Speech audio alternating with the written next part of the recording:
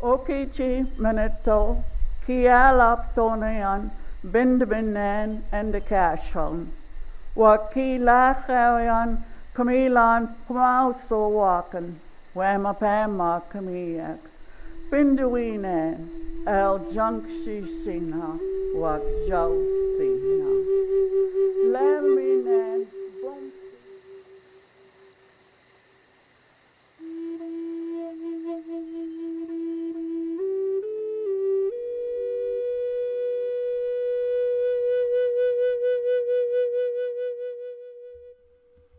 Anishik, Wamani Alangumak, and welcome everybody to the traditional territory of the Lenape and the Haudenosaunee and the Anishinaabe. We gather here today to celebrate together, to celebrate the vision of a sculptor who put together this great artwork and aptly naming it the place of many grasses. So that in honoring the past, we're also looking forward to the future. And we're looking forward to how life was meant to be lived on Turtle Island.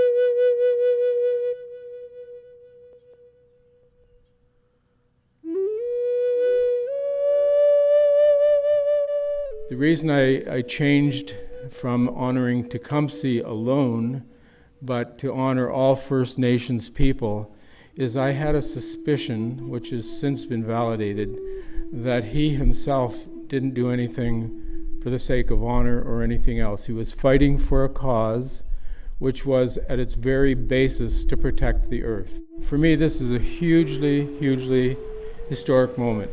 And the reason is that this piece, in spite of anything I've done, this piece itself will be here for many generations. So what I wanted to do is symbolically suggest that in each of these unique grasses there was a suggestion that there were many different languages, many histories, and many cultures, all of them of importance. So when you look at each of these grasses, they're all growing at different rates, they're all doing different things, and they're all wonderful. That path, as some of you already know and perhaps is explained, represents the promise between the two cultures, in that case the Dutch and the First Nations people, that they would live together and they would travel, in a sense, through life together as equals, each having their own boat, their own life, but in a respectful and caring and useful way. And history tells us, if you look at it, that didn't ever happen. But the reality is, and that is kind of in a lot of the messages that you read here from the leaders, that it is not too late. It is time to honor Guswenta, to honor the Two Rose Wampum Belt, and again, travel together, recognize that we prosper together, but we need to allow people to be who they are, and we are incredibly richer for it.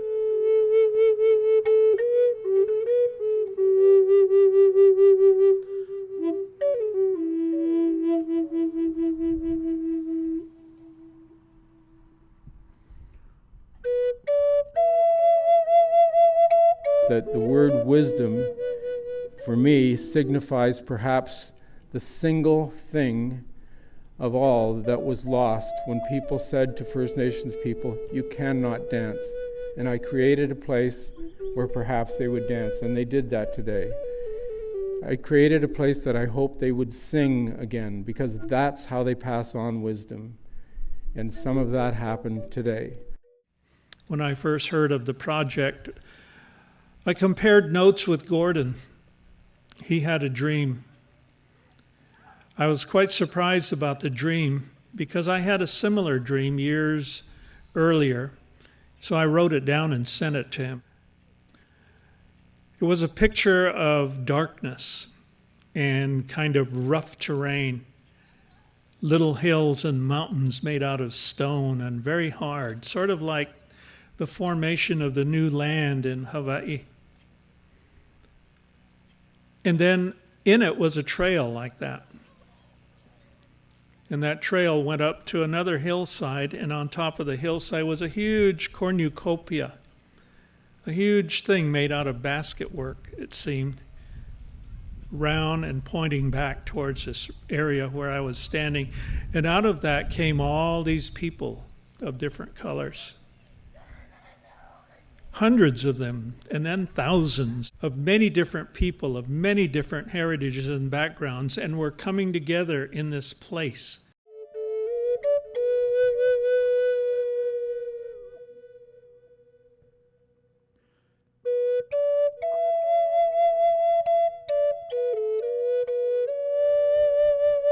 We're trying to get back to what the sculpture has laid out here. That original agreement for us to be able to coexist together and live together, to be able to find that peace and harmony again so that we can all flourish together and that we can all walk that path together. And when I dreamed about it, I saw these really tall grasses in my dream, and at first I confused them with cattails or bulrushes, but then I see these grasses around. And it all makes sense to me. I think that's what I was seeing. My great-great-great-grandfather had been friends with Tecumseh and had helped him and was at the spot of Moravian Town and had seen him fall when that fatal shot struck him. I don't think he wanted to kill another man or another person for the sake of our survival. But at that time it was very difficult not to survive without entering into a state of war of some sort, so that our people could continue to live on this land and to eat, have shelter, just those very basic things.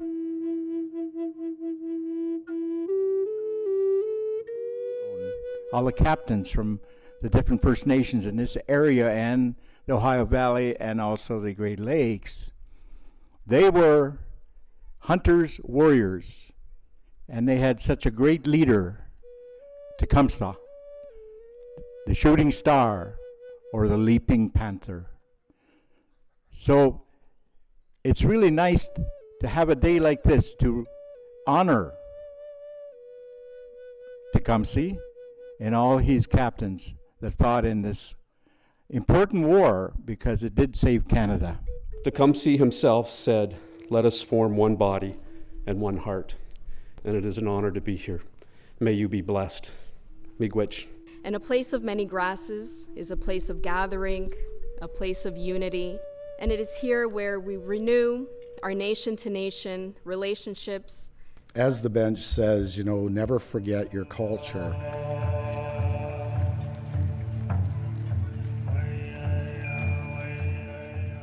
Indigenous people in this country and all of the Americas on this continent have always welcomed the strangers who came to our shores. There are so many connections to First Nations people. We promised a long time ago to be brothers. We make justifications for how we live on the planet without looking at the ramifications of what we do to each other. We're a culture of dreamers and artists and musicians. We all have stories. We all have songs. We all have those things that define our family one from another.